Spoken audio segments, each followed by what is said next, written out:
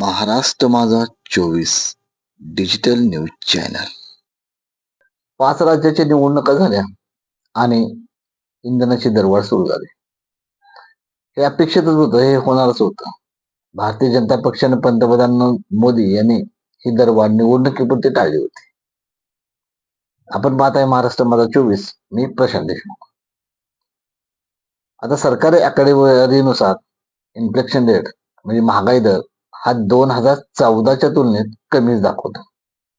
आता ही प्रत्येक सरकारची वेगवेगळी पद्धत असते, किती प्रामाणिकपणा याच्यामध्ये दाखवतात. हा जो काही आत्ताचा मार्च अखेरचा जो काही महागाई दर आहे, तो आरबीआय व सीपीआय म्हणजे कंझ्युमर प्राइस इंडेक्स या मानानं तो 3.58 आहे आणि 2014ला हा साधारण 6.50च्या आसपास होता. म्हणजे 2014च्या तुलनेत हा रेट कमीच आहे, हे सरकार ठासून सांगतं. आता इथं महत्वाची बाब सांगतो. जो काय हा इन्फ्लेशन रेट महागाई दर मोजण्याची पद्धत आहे ती खूप इंटरेस्टिंग आहे. याच्यामध्ये एक बास्केट केलं जातं त्या वस्तूंचं, ज्याच्यामध्ये खाद्यपदार्थही असतात, इलेक्ट्रॉनिक वस्तूही असतात. ते टेंटेटिव्हली बास्केटमध्ये जे काही पदार्थ घेतले जातात त्याचा सरासरी रेट काढलेला असतो आणि तो गेल्या वर्षीच्या तुलनेत तो किती आहे हा मोजला जातो. जर समजा गेल्या वर्षी 170 रुपये असेल आणि आता 180 रुपये झाला असेल, तो रेट कमी दिसताना. पण 2014ची जी काही तुलना करत आहेत ते अतिशय बालिश आहे.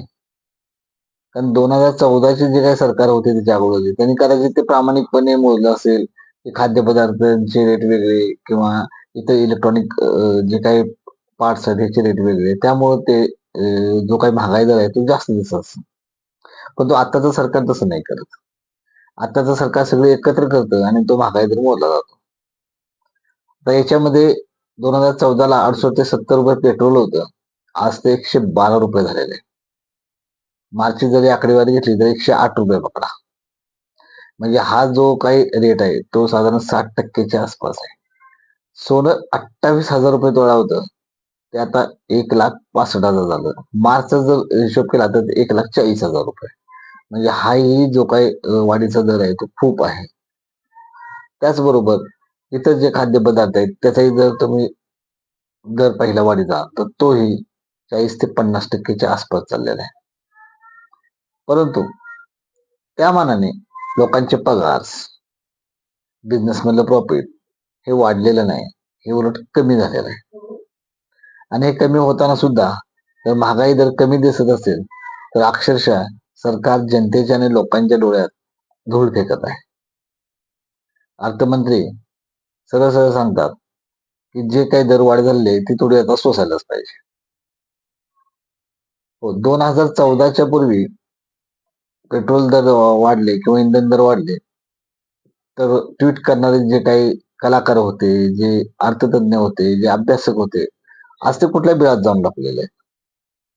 त्यांना आजचा हा जो काही महागाईचा दर आहे तो दिसत नाही का? ते दिसतो. परंतु एक गुलामी करण्याची मानसिकता त्यांची तयार झालेली आहे आणि त्यांना याविषयी बोलू नाही वाटत. जे मीडिया, मेनस्ट्रीम मीडिया जे अक्षरशः घसा काढून 2014 पूर्वी जे ओरडत होतं महागाईबद्दल, आज तेच मीडिया ही महागाई कशी पूरक आहे आणि ही कशी लोकांच्या फायद्याची आहे हे सांगत आहे. मुळात या देशाची अवस्था अशी झालेली आहे की या देशात बरेचसे मानसिक गुलाम झालेले आहेत आणि याचा परिणाम सर्वसामान्य जनता याच्यामध्ये होरपळत आहे. ही अतिशय दुर्दैवी घटना आहे. ही न शोभणारी घटना आहे आणि सामान्य जनतेचं सरकारला किंवा विचारवंतांना घेणं देणं नाही. याबद्दल आपल्याला काय वाटतं आपण कमेंट्स बॉक्समध्ये नक्की द्या. महाराष्ट्र माझा 24 चॅनलला सबस्क्राईब करा, व्हिडिओला लाईक करा, शेअर करा आणि जास्तीत जास्त हा व्हिडिओ लोकांच्यापर्यंत पोहोचवा. धन्यवाद.